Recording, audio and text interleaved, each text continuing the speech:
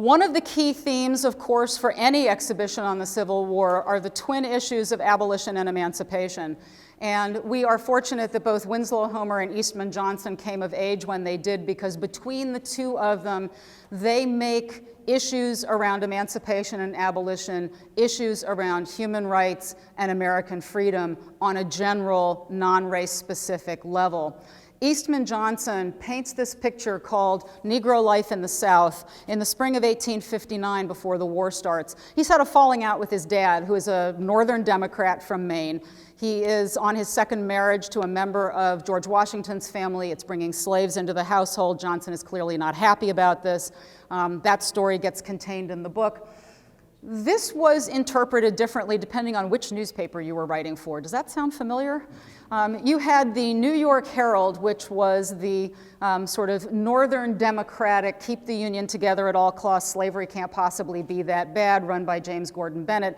You had the Tribune on the other side going, whatever it takes to get rid of slavery, bring the war on, run by Horace Greeley. And the New York Times gets founded in 1851 to tread the middle ground, which is why they call themselves all the news that's fit to print, implying that the rest of it is just partisan rubbish. But the reviews are different too. And the Northern Democratic reviewers look at this picture and say, they're happy, they're healthy, they're listening to music, it can't possibly be that bad.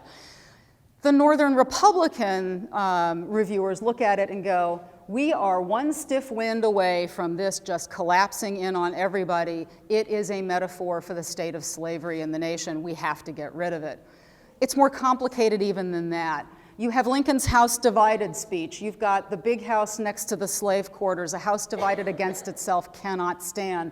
But what's more important is, look at the variety of skin tones from left to right across here. What Eastman Johnson is doing on the eve of war is in essence saying, at what point does the color of your skin determine if you are a person or property, and why should that even matter? They are all human beings. Now, there's a long involved story incorporated in the book on the chapter on abolition, in which I will go through every iconographic piece of information that Johnson puts in this picture, but I'll summarize by saying, if you pay attention to the top half as well as the bottom half, what you will get is a white cat slinking in a bedroom window, and out the other window is a dark-skinned black woman holding a light-skinned child.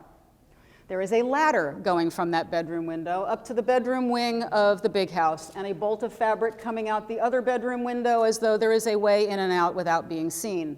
There's a rooster up here. And as one 19th century reviewer said, roosters have a habit in the evenings of finding a perch and calling to the hen to spend the night with them. Well, the hen is on top of the slave quarters.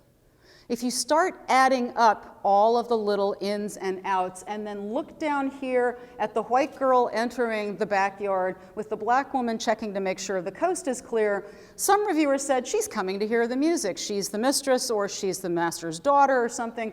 She's not here to hear the music. Nobody is paying attention to her. Nobody's like, whoops, look who's here.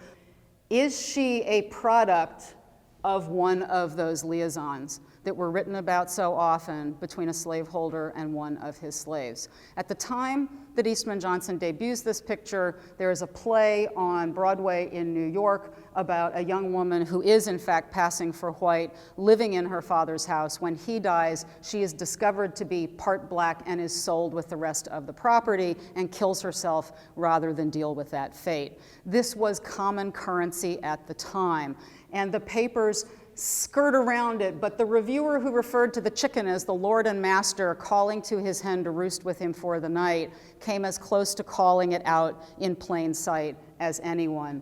The pictures have a lot of coded layers.